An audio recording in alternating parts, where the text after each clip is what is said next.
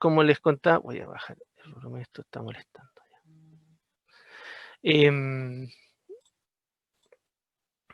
Aquí, ¿qué pasa? ¿Por qué está esto así? Ahí sí, ya, perdón. Ya, muy bien. ¿Ven bien todos la guía? ¿Se ve bien? Sí, Ya, profe. ok. Entonces, fíjense que acá vamos a hacer dos ejemplos, que son los de uno de tipo 1 y otro de tipo 2. En la de tipo 1, aquí está, por ejemplo, el cloruro de acetilpiridinio, que lo primero que tenemos que ver, la idea es que ustedes puedan generar esto, la valoración completa y entender cada uno de los pasos de aquí. Lo primero es que al ver nuestra estructura, nosotros entendemos que tiene que tener un peso molecular mayor, ¿cierto?, a 300 gramos mol. En este caso tiene agua, si quitamos el agua debería tener mayor a 300, ¿ya? Y claro, 18, ¿cierto? 358 menos 18 alcanza a tener un peso molecular adecuado para hacer el análisis. Entonces pasa la primera prueba, ¿ya? De peso molecular. Lo segundo entonces es ver la valoración. Como es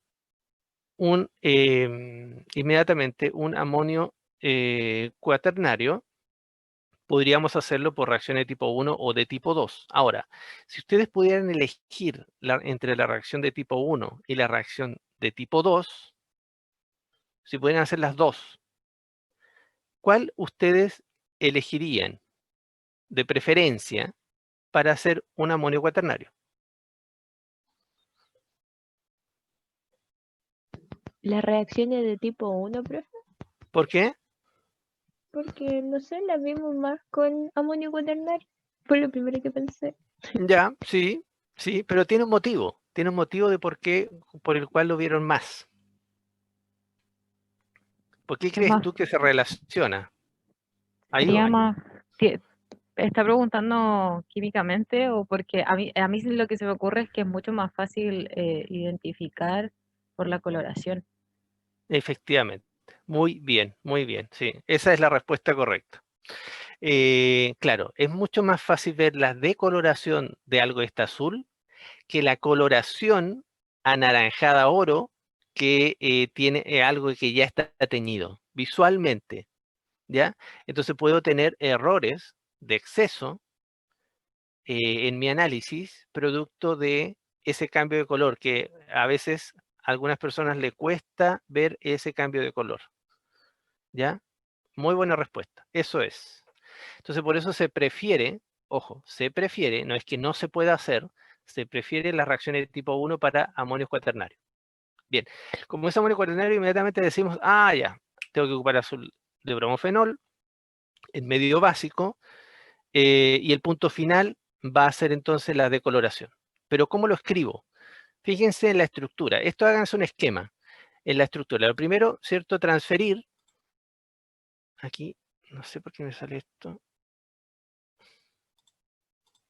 Bueno, lo primero es transferir, en este caso, una muestra equivalente a 200 miligramos a una probeta, ojo, probeta con tapa, esto de 250 ml. Aquí surgió una pregunta de la OSP en el cual decía, ¿debe hacerse siempre lo que dice la OSP? Si yo no tengo una probeta de 250 ml en el laboratorio, entonces no hago un análisis, no, simplemente la modifico. ¿Ya? Si hago de 100 ml, tengo que cambiar las proporciones para 100 ml, pero puedo seguir pesando los 200 miligramos, ya que se va a disolver de más en esas cantidades. Pero tengo que ajustar los valores simplemente. Claro, porque lo que ocurre es que generalmente en el laboratorio ocurría que se les pasa una probeta de 100 ml y seguían la USP, entonces colocaban 75 ml de agua y después cuando el titulante tenían que colocar, no sé, 20 ml de titulante, entonces después te quedaba 95 ml más los 10 ml de cloroformo, no te alcanza, entonces la probeta no podía hacer el análisis, entonces por eso hay que ajustarlo. Lo que aquí hay que considerar, fíjense que es la proporción. 75 ml de agua corresponde a 10 ml de cloroformo. Esta proporción va en función a la solubilidad del compuesto del par iónico, ¿cierto? En la fase clorofórmica, así que puede cambiar, pero siempre la cantidad de cloroformo en este caso tiene que ir. Puede ser mayor o puede ser menor, pero tiene que ir respecto al inicio. ¿Ya? Entonces aquí tenemos 75 ml de agua y 10 de cloroformo. Vayan fijándose en las proporciones. Ahora, yo les digo que se aprendan a lo menos una concentración o algunos valores. ¿Por qué? Supongamos, tetafenilborato sódico 0,02 molar. Que se aprendan que este tetafenilborato es 0,02 molar. ¿Por qué? Para tenerlo de referencia. Supongamos que en un análisis aparece que el tetafenilborato sódico es de 2 molar. Entonces, ustedes no podrían decir, si no tienen una referencia, si es mucho o es muy poco. ¿Ya? Si está fuera de los valores estándares. ¿Ya? Entonces, es más que nada para eso. ¿Profe? Para tener un valor de referencia. Sí. ¿Y el lauril sulfato de sodio también lo ocupamos a 0,02 molar? Que no está ahí en el ejercicio que estamos viendo, pero igual se puede ocupar lauril sulfato de sodio. Acá. Sí. Lauril sulfato de sodio, sí. Este generalmente se ocupa 0,01, 0,02. Ojo, los titulantes generalmente siempre están dentro de ese mismo rango. Si nosotros seguimos mirando para abajo, en los otros análisis podemos ver que ocurre eso. Procedimiento, tanto, tanto, tanto. Aquí nos sale, ya lo vamos a revisar. Y en estos de acá, por ejemplo, fíjense que aquí sale titulación 002, por ejemplo. ¿Ya? Generalmente andan entre esos valores, 001, 002 molar. ¿Ya? Fíjense que también sale molar, ¿no? Aquí no se ocupan como equivalencia. Normales. ¿Ya? Aquí se ocupa todo molar, todo en gramos, es mucho más sencillo y la equivalencia siempre es 1:1, siempre es 1:1. ¿Ya? Entonces, ¿dónde iba? Acá, ya. Entonces, importante tener algunos valores de referencia y algunos compuestos de referencia. En el caso de la reacción de tipo 1, siempre va a ser azul de bromofenol. ¿Ya? En un medio básico. El medio básico lo podemos obtener como. Hay que ver 2 o 3 análisis para saber más o menos con qué se basifica el medio.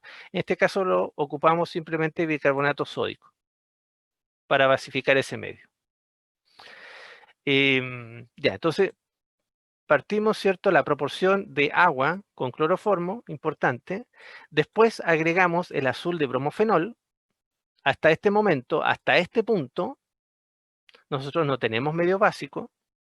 Por lo tanto, es muy probable que el azul de bromofenol, si nosotros vimos los cambios de colores que tiene con los pH, nos vaya a quedar de un color amarillo o un color verde en una mezcla de colores, ¿cierto?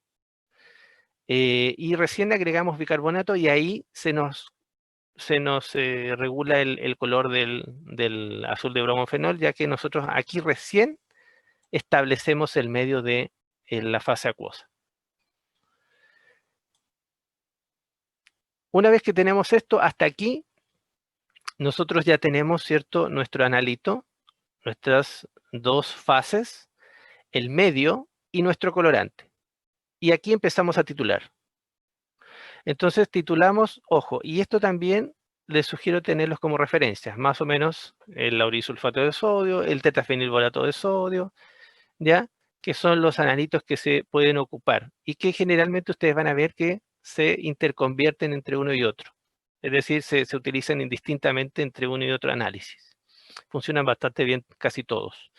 Y no son más de 2 o 3, así que no es difícil tenerlo. Háganse un esquema de esto, cómo se construye esto.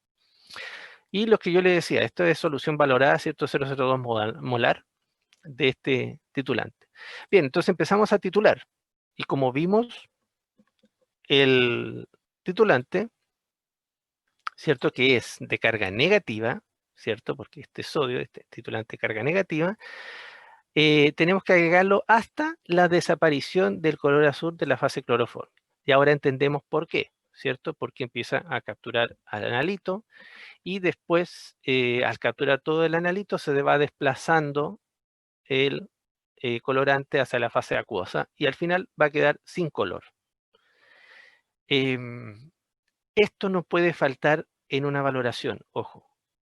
Después de cada adición de titulante, tenemos que agitar vigorosamente. Si no lo hacemos, nunca vamos a llegar al punto final, porque el equilibrio entre las dos fases y los componentes entre las dos fases se alcanza únicamente a través del intercambio entre la superficie de contacto entre ambas fases y tengo que aumentarla al generar esta agitación vigorosa. Es fundamental agitar vigorosamente para poder alcanzar el equilibrio y en un análisis es fundamental tener el sistema equilibrado. Si ustedes agregan en la fase acuosa, por ejemplo, el titulante y no agitan, no va a pasar nada. No va a pasar ese titulante a la fase orgánica. O se va a demorar muchísimo. Y por último, esto que es bastante sencillo. Simplemente aquí es un cálculo en el cual ustedes ven los moles y a cuántos miligramos debería corresponder. Les repito que aquí siempre la equivalencia es 1:1 entre nuestro titulante, que está en molar, mucho más fácil, y nuestro analito. Siempre es 1:1. ¿Ya? ¿Alguna duda? ¿No? Bien. Seguimos entonces con las reacciones un ejemplo de las reacciones de tipo 2. Aquí, por ejemplo, esta estructura. Inmediatamente nosotros reconocemos que esta estructura, bueno, no está protonada, que es posible de ser protonada en esta estructura, ¿cierto? Imidazólica, y aquí nosotros tenemos esto tiene un pKa característico, y lo primero que tenemos que revisar es el peso molecular. Mayor a 300, correcto, cumple. Entonces, lo segundo es ver la estructura, se puede protonar, por lo tanto lo consideramos como amina terciaria, y esto pasa inmediatamente a las reacciones de tipo 2. Ya vimos que no podemos hacer esto con reacciones de tipo 1 porque no se va a protonar. Entonces, ocupamos las reacciones de tipo 2. Y al ocupar reacciones de tipo 2 decimos medio ácido, amarillo de metilo, y la fase final se tiene que colorar de una mezcla entre rojo y amarillo. ¿Ya? Es lo que tenemos que... Disculpe, Sí, tengo una duda. Ahí sí, el amino que se protona es el que está como abajo, no el que está unido al carbono donde están los fenoles, o sea, los efectivamente, bencenos, ¿cierto? sí, efectivamente. ¿Por qué? Porque recuerda que este nitrógeno de aquí forma parte del sistema aromático. Entonces, los orbitales pi de este nitrógeno están atrapados, ¿cierto?, en el sistema aromático acá. Forman parte de este sistema aromático. Entonces no están disponibles esos electrones para capturar un protón, los de este nitrógeno de acá. En cambio, los de aquí, si bien aquí ya forma, ¿cierto?, un doble enlace aquí, el par de electrones se encuentra en el plano, pero mirando hacia afuera, y no forma parte del sistema aromático. Es por eso que ese par de electrones sí puede capturar un protón. ¿Ya? Es por eso que se protona este nitrógeno y no este. ¿Ya? Bien. Ya, profe, muchas gracias. Ok. Entonces, transfiere, ¿cierto? Se transfiere un matraz. Ya, entonces fíjense, aquí un matraz que debería, es equivalente a una probeta. En este caso, con tapa de 250 ml, muy parecido a lo de arriba. La muestra de clotrimazol, en este caso vamos a hacer clotrimazol en crema, ¿ya? Este tipo de procedimientos casi siempre hace referencia al procedimiento de clotrimazol solo, ¿ya? Exactamente pesada. Esto es importante más que nada para la parte de laboratorio. Nosotros la pesamos exactamente, pero no quiere decir que, supongamos que dice 200 miligramos. no buscamos en la balanza que pese 200 miligramos, simplemente agregamos una cantidad y dice 198,3754. Eso es exacto. No pesa 200, pero es exacto. ¿Ya? Entonces, esa cantidad ocupamos. En este caso, que contenga un equivalente a 20 miligramos. ¿Ya? Pesamos la cantidad de crema que contenga 20 miligramos. Luego, ¿qué hacemos? Agregamos, ojo, cloroformo, 30 ml. Fíjense en la proporción. 30 ml de cloroformo y 20 ml de agua. Después, como tenemos una amina que tenemos que protonar, tenemos que ocupar un medio ácido. El medio ácido lo logramos con ácido sulfúrico 2 normal. Esto es lo que yo les digo que tengan como referencia. Se puede ocupar ácido sulfúrico 2 normal para poder acidificar en caso de reacciones de tipo 2. ¿Ya? Entonces yo les digo, se ocupa ácido sulfúrico 0.01 normal, probablemente no alcance a acidificar. ¿Ya? 1 ml de amarillo de metilo, TS. En este caso, cuando dice TS, en la USP, en otra sección, sale cómo se prepara el amarillo de metilo, con qué dilución, en qué medio y todo. Cuánto se pesa, todo. Bien. Después dice aquí, tape el matraz, agite vigorosamente. Recuerden, esto siempre tiene que estar, agitar vigorosamente. Si ustedes no agitan vigorosamente, el procedimiento no es válido porque no se puede hacer. No se puede llegar al equilibrio en la mezcla. Después titule con lauril sulfato de sodio. ¿Ya? Bueno, aquí nos sale la concentración y es debido a que en la USP en otra sección aparece las concentraciones de disolución de lauril sulfato de sodio. Y hasta el punto final, sabemos que esto debería ser más o menos 0,02 molar, una cosa así. Bien. Entonces, el punto final, ¿cuál será? Sabemos que, miren, aquí es anaranjado oro. ¿Por qué? Porque tenemos levemente amarilla la fase orgánica y se va a agregar un color rojo. Entonces, la mezcla más o menos da eso. Aquí el que escribió esto lo interpretó de esa forma. Y de igual manera, ¿cierto?, a la descrita en la estandarización del titulante. Considere el gasto, ¿cierto?, en este caso se considera el blanco, y al final lo que hay que hacer es simplemente esta misma proporción, ¿ya? Cada ml en el caso lauril sulfato de sodio, de la concentración que salga ahí, que lógicamente va a estar establecida, 0,02, por ejemplo, va a ser equivalente a tantos miligramos de clotrimazol. ¿Ya? Esto, digamos, se los paso así porque en realidad no hay muchos cálculos que hacer acá. Lo pueden ustedes hacer como ejercicio, pero no es complejo de entender. Por eso no lo revisamos así. Y en este caso acidificamos, ¿cierto? Con esto. Sí, eso sería todo, claro. Entonces aquí, con eso ya terminamos de generar nuestro procedimiento. ¿Ya? Hasta aquí, ¿alguna duda? Profe, yo, Sí. con respecto a las proporciones de cloroformo, Sí. ¿habría como algún estándar o lo tenemos que ver según la muestra, los ml que vamos a ocupar, o hay algo como estándar para el cloroformo? Ya, sí, mira, aquí justamente eso puede confundir porque yo les mencioné que vean las proporciones, pero aquí, por ejemplo, uno dice, pero aquí tengo más cloroformo que agua. ¿Cómo lo entiendo esto? Lo que pasa es que esto, como es crema, parte del vehículo donde va la crema, ¿cierto? Yo tengo que disolverlo y se va a pasar a la fase clorofórmica. Entonces es más difícil de digregar, ¿ya? Sí, Porque entiendo. tengo que pesar la crema. Entonces, si yo tuviera el clotrimazol solo, ¿ya? La proporción sería equivalente a la de arriba, Ya, ¿ya? Lo importante de esta proporción, ojo, esta proporción de saber eso de que es crema y tiene que disolverse más y todo eso es más que nada técnico en el sentido del laboratorio, tú lo vas a ver ahí. Pero lo que tienes que tú saber ahora es que tienen que ser dos componentes cloroformo, una fase orgánica y una fase acuosa, y que tienen que estar en una proporción más o menos como esta de acá arriba. Eso es lo que tienes que saber tú, ¿ya?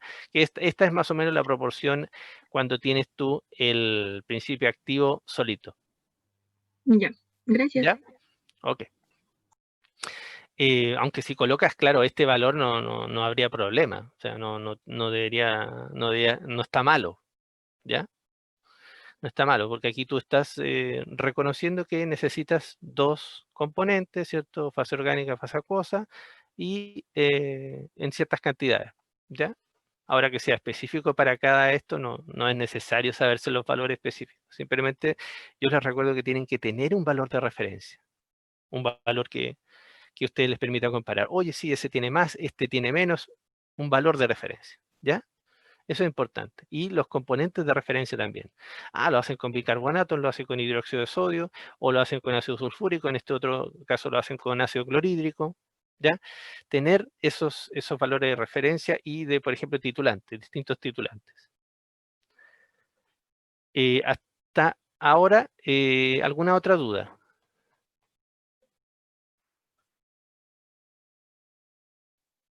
¿No? ¿Sí? ¿No?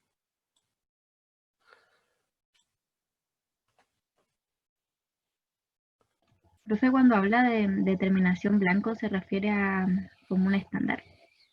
Porque intenté hacer eso de calcule la cantidad y la verdad que no pude. No Ya. sabía a qué se refería bien, en verdad. Mira, vamos a ver eso del blanco, acá. El blanco en realidad es no ocupar analito. Voy a borrar el analito acá. Y voy a borrar el analito aquí. Y hacemos el mismo ensayo. Entonces, vamos a preparar la muestra. En realidad vamos a preparar el blanco, debería ser acá. Agregamos esto como ¿El es profe está fase... proyectando otra cosa? Hoy, perdón.